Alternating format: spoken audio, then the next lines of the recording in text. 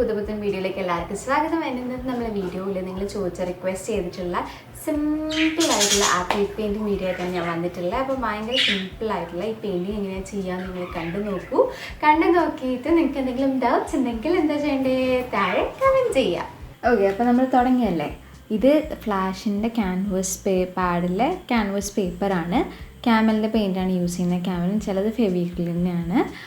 Brush angle ബ്രഷാണ് use ചെയ്യുന്നത്. Size 1/2. നിങ്ങൾക്ക് flat വേണം, ഫ്ലാറ്റ് യൂസ് ചെയ്യാം. ആദ്യം വൈറ്റ് വെച്ചിട്ട് സെൻറ്ററിൽ കൊടുത്തിട്ടുണ്ട്, അത് ജസ്റ്റ് കാണാത്തതാണ്. അതിൻ്റെ പുറമെ കുറച്ച് പ്രഷ്യൻ ബ്ലൂ ആയിട്ട് മിക്സ് ചെയ്തിട്ട് അതിൻ്റെ ചുറ്റും പോവുകയാണ്. അപ്പോൾ നമ്മൾ ഓൾറെഡി ഫോട്ടോ റെഫറൻസ് നിങ്ങൾ കണ്ടില്ലേ, അല്ലെങ്കിൽ നമ്മളെ പെയിൻറ്റിങ് എന്താ നിങ്ങൾ ഓൾറെഡി കണ്ടതല്ലേ. അപ്പോൾ അതിന് നമുക്കൊരു ഗ്രേഡിയൻ്റ് ഉണ്ടാക്കണം. ഇതിൻ്റെ മുന്നേ ഈ ഒരു പെയിൻറ്റിങ് ട്യൂട്ടോറിയൽ ഇതിൻ്റെ മെയിൻ എയിം എന്ന് പറഞ്ഞു കഴിഞ്ഞാൽ റിഫ്ലക്ഷനെ പറ്റി നിങ്ങൾക്ക് പറഞ്ഞു തരാം എന്നുള്ളതാണ്. ഓക്കെ, എന്നോട് കുറേ പേര് ചോദിക്കുന്നുണ്ടായിരുന്നു എങ്ങനെയാണ് റിഫ്ലക്ഷൻ വരയ്ക്കുക, എന്താണ് അതിൻ്റെ ബേസിക്സ് എന്ന് പറഞ്ഞിട്ട്. അതാണ് നമ്മൾ മെയിനായിട്ട് ഫോക്കസ് ചെയ്യുന്നത്. അതിൻ്റെ കൂടെ തന്നെ ഒരു സിമ്പിളായിട്ടുള്ള പെയിൻറ്റിങ് നിങ്ങൾക്ക് എളുപ്പത്തിൽ ചെയ്യാൻ വേണ്ടിയിട്ട്. ഇപ്പോൾ ഇതിനകത്ത് നമ്മളിപ്പോൾ ചെയ്തുകൊണ്ടിരിക്കുന്ന ബ്ലെൻഡിങ് ആണ്. അതുകൊണ്ടാണ് ഞാൻ അത് എക്സ്പ്ലെയിൻ ചെയ്യാണ്ട് ബാക്കി കണ്ടൻറ്റ് പറഞ്ഞത്. കാരണം ബ്ലെൻഡിങ്ങിൻ്റെ ഒരുപാട് വീഡിയോസും ഒരുപാട് കണ്ടൻറ്റും ഞാൻ ഓൾറെഡി നിങ്ങൾക്ക് അപ്ലോഡ് ചെയ്ത് തന്നിട്ടുണ്ട് കേട്ടോ.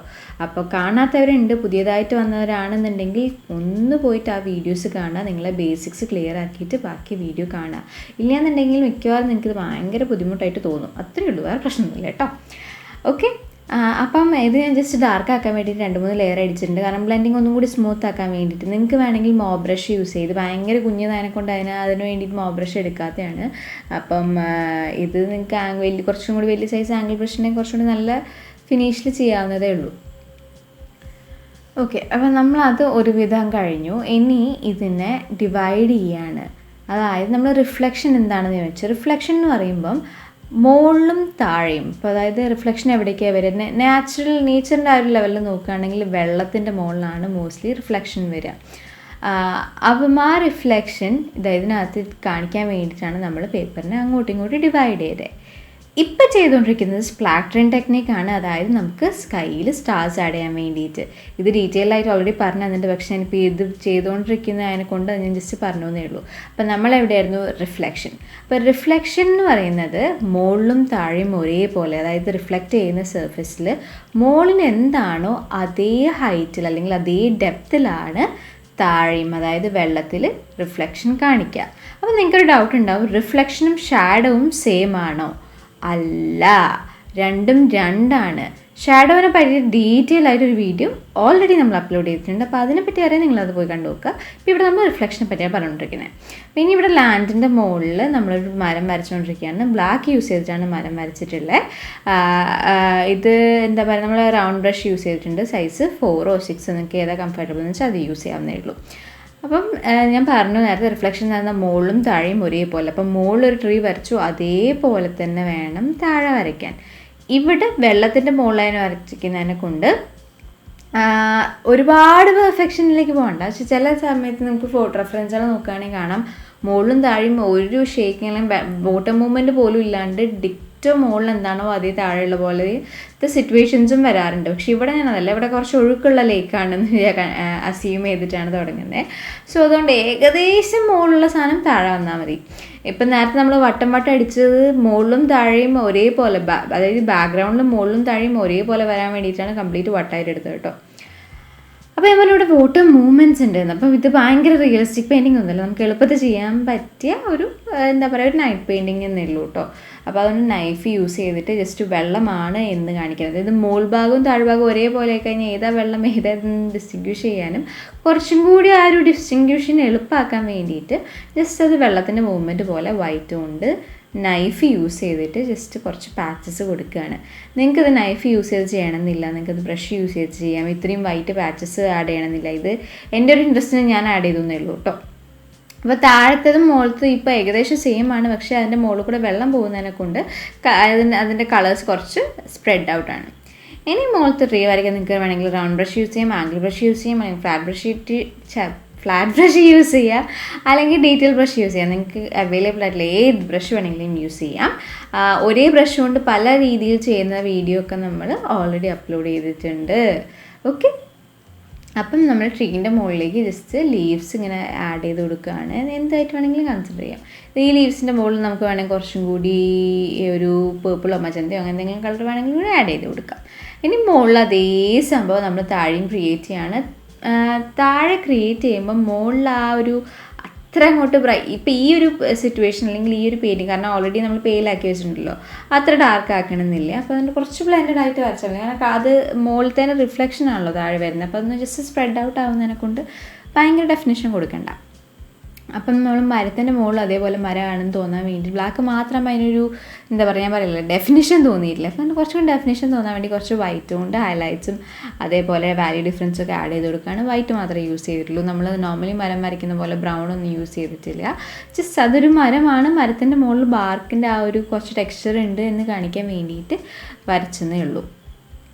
ഈ ഇത് എന്താ പറയുക, കളേഴ്സൊന്നും ആക്ച്വലി പ്രോപ്പറായിട്ട് അറിയായിട്ടില്ല. ആകെ ഇപ്പോൾ എന്താ ഓൾമോസ്റ്റ് ഒരു 20 മിനിറ്റ്സ് ആയിട്ടുള്ളൂ ഞാൻ ഈ പെയിൻറ്റിങ് തുടങ്ങിയിട്ട്. 30 മിനിറ്റ്സ് ആയി. ബേസ് കഴിഞ്ഞ് ജസ്റ്റ് തുടങ്ങിയിട്ടാണ് നമ്മൾ വുഡ് തുടങ്ങിയത്. അപ്പോൾ ഓൾമോസ്റ്റ് 30 മിനിറ്റ്സ് ആയി പെയിൻറ്റിങ് തുടങ്ങിയിട്ട്. അപ്പം വുഡും ഇതൊന്നും ബ്ലാക്ക് അതിനെ കൊണ്ട് പ്രോപ്പറായിട്ട് ഉണങ്ങിയിട്ടില്ല. അപ്പം ഞാൻ ഇതിൻ്റെ മുകളിൽ ഒരുപാട് ഇപ്പം തന്നെ ഡീറ്റെയിൽ ചെയ്യാൻ നിന്ന് കഴിഞ്ഞാൽ ഇത് ശരിയാവില്ല. അപ്പോൾ ഒന്ന് ജസ്റ്റ് ഡ്രൈയിങ് ടൈം കൊടുക്കണം. ഒന്ന് പറ്റുന്നുണ്ട് പെയിൻറ്റിങ്. അപ്പം പക്ഷെ മീൻ വൈൽ അതിനകത്ത് അത് ഡിസ്റ്റർബ് ചെയ്യാണ്ട് നമുക്ക് എക്സ്ട്രാ ഡീറ്റെയിൽസ് ആഡ് ചെയ്ത് കൊടുക്കാനുള്ളത് ഞാനിവിടെ ആഡ് ചെയ്തുകൊണ്ടിരിക്കുന്നത്. കാരണം താഴത്തെ അതേ ബ്രൈറ്റ്നെസ്സിലാണ് മുകളിൽ എന്നുണ്ടെങ്കിൽ ഒരു ഇത് തോന്നില്ല. അപ്പോൾ അതുകൊണ്ട് താഴെ കുറച്ച് പെയിലായിക്കോട്ടെ. കാരണം അത് വെള്ളം വെച്ചിട്ട് അതിൻ്റെ വെള്ളത്തിലായതിനെക്കൊണ്ട് അതിൻ്റെ ഡെഫിനിഷനൊക്കെ ഒന്ന് കുറച്ച് സ്പ്രെഡായി പോയി എന്ന് വിചാരിച്ചിട്ട് മോൾ ഭാഗത്ത് കുറച്ചും കൂടി ഡെഫിനിഷൻ കൊടുക്കുക. ഓക്കെ, ഇനി നിങ്ങൾക്കൊരു അസൈൻമെൻറ്റ് ഉണ്ട്. കാരണം ഞാനിങ്ങനെ നിങ്ങൾക്ക് പറഞ്ഞുകൊണ്ടിരുന്നിട്ട് കാര്യമില്ലല്ലോ. നിങ്ങളൊക്കെ എങ്ങനെയാണിത് മനസ്സിലാക്കുന്നത്, നിങ്ങളെങ്ങനെയാണ് ഇത് ഗ്രാസ്പ് ചെയ്യുന്നതെന്ന് എനിക്കും അറിയണമല്ലോ. എന്നാലേ പറഞ്ഞിരുന്ന കാര്യമുള്ളൂ. അപ്പോൾ അതുകൊണ്ട് അത് മനസ്സിലാക്കാൻ വേണ്ടി നിങ്ങൾക്ക് ഈ പ്രാവശ്യം ഒരു അസൈൻമെൻറ്റ് ഉണ്ട്. എന്താണ് അസൈൻമെൻറ്റ് എന്നല്ലേ, ഇപ്പോൾ ഇതിനകത്ത് നേരത്തെ നിർത്തിയ സ്ഥലത്തുനിന്ന് ഇവിടെ കണ്ടോ, ഈ മരത്തിൻ്റെ മുകളിൽ നിന്ന് കുറച്ച് ഞാൻ ബ്രാഞ്ചസ് ഒരു എന്താ പറയുക, നമ്മളെ ആ ബനിയൻ ട്രീയിലൊക്കെ ഉണ്ടാകുന്ന പോലത്തെ കുറച്ച് ഹാങ്ങിങ്സ് ട്രങ്ക്സ് ഇട്ടിട്ടുണ്ട്. അതേപോലെ കുറച്ച് ഗ്രാസും ആഡ് ചെയ്തിട്ടുണ്ട്. അതിൻ്റെ റിഫ്ലക്ഷൻ താഴോട്ട് വരും. ഇത് നിങ്ങൾ സ്വയം ചെയ്യണം. ഓക്കെ, ഇനി എനിക്ക് വേണ്ടത് എന്താ വെച്ചാൽ, ഇപ്പം ഞാനിവിടെ റൗണ്ട് ചെയ്യുന്നില്ലേ, ഇതിനകത്തൊരു മെയിൻ ഒബ്ജക്റ്റ് എനിക്ക് വേണം. സാധാരണ നമ്മൾ മൂണിന് ആഡ് ചെയ്യും, അപ്പോൾ അങ്ങനത്തെ എന്തെങ്കിലും ആഡ് ചെയ്യുമ്പോൾ അതിൻ്റെ റിഫ്ലക്ഷൻ താഴെ വരും. ഇവിടെ എനിക്ക് ഹോഴ്സിനെയാണ് ഞാൻ പ്ലാൻ ചെയ്യുന്നത്. ഹോഴ്സിനെ ആഡ് ചെയ്യാൻ വേണ്ടിയിട്ടാണ്, നമ്മൾ വൈറ്റ് ഹോഴ്സിനെ ആഡ് ചെയ്യാൻ വേണ്ടിയിട്ടാണ്. പക്ഷെ ഞാൻ ആഡ് ചെയ്യുന്നതിൻ്റെ മുന്നേ എനിക്ക് നിങ്ങളത് ആഡ് ചെയ്ത് അതിൻ്റെ റിഫ്ലക്ഷൻ എങ്ങനെയാണ് വരിക എന്നുള്ളത് പെയിൻറ്റ് ചെയ്ത് കാണിച്ചു തരണം. ഓക്കെ, അതാണ് നിങ്ങളെ അസൈൻമെൻറ്റ്. കാരണം നിങ്ങൾക്ക് റിഫ്ലക്ഷൻ എന്താണ് അല്ലെങ്കിൽ എന്താണ് അതിൻ്റെ ബേസിക് കോൺസെപ്റ്റ് എന്ന് മനസ്സിലായോ എന്നറിയാൻ വേണ്ടിയിട്ടാണ് ഇങ്ങനെയൊരു അസൈൻമെൻറ്റ്. ഓക്കെ, സംഭവം ഭയങ്കര സിമ്പിളാണ്. ആ ഒരു സെൻറ്റർ പാർട്ടിൽ എനിക്കൊരു വൈറ്റ് ഹോഴ്സ് വേണം. ഇനി വൈറ്റ് ഹോഴ്സ് അല്ലാന്നുണ്ടെങ്കിൽ നിങ്ങൾക്ക് വേണമെങ്കിൽ കുട്ടികളെ വരയ്ക്കാം, പൂമ്പാറ്റനെ വരയ്ക്കാം. അപ്പം നിങ്ങൾക്ക് എന്താ ഇഷ്ടമുള്ള ഒരു മെയിൻ ഒബ്ജക്റ്റ്, അതായത് സെൻറ്റർ ഓഫ് അട്രാക്ഷൻ ആയിട്ട് വരുന്ന ഒരു മെയിൻ ഒബ്ജക്റ്റ് പെയിൻറ്റ് ചെയ്യണം. ആ പെയിൻറ്റ് ചെയ്യുന്ന ഒബ്ജക്റ്റിൻ്റെ റിഫ്ലക്ഷൻ എങ്ങനെയാണ് വെള്ളത്തിൽ വരിക. ഓക്കെ, അസൈൻമെൻറ്റ് ക്ലിയർ ആയില്ലേ? എന്തെങ്കിലും ഡൗട്ട്സ് ഉണ്ടെങ്കിൽ ജസ്റ്റ് താഴെ കമൻറ്റ് ചെയ്യാം കേട്ടോ. അപ്പം ഈ അസൈൻമെൻറ്റ് എനിക്ക് അയച്ചു തരാം. അടുത്ത പ്രാവശ്യം എന്നോട് സിമ്പിളായിട്ട് പെയിൻറ്റിങ് അപ്ലോഡ് ചെയ്യാൻ പറയുന്നവരോട് ഞാൻ ഈ പെയിൻറ്റിങ് ചെയ്തിട്ട് എനിക്കിത് കാണിച്ചു തരാണ്ട് ഞാൻ അപ്ലോഡ് ചെയ്ത് തരില്ല കേട്ടോ, ചുമ്മാതാ. ഓക്കെ, എനിവേ നിങ്ങൾക്ക് ബെനിഫിഷ്യൽ ആവാൻ വേണ്ടിയിട്ടാണ് കേട്ടോ ഈ പറയണേ. അപ്പോൾ അതുകൊണ്ട് നിങ്ങളത് ചെയ്ത് നോക്കുക. അസൈൻമെൻ്റ് ആയിട്ട് ഒരു ചാലഞ്ചായിട്ട് കൺസിഡർ ചെയ്യുക, എന്നിട്ട് ചെയ്തിട്ട് അയച്ചു തരിക.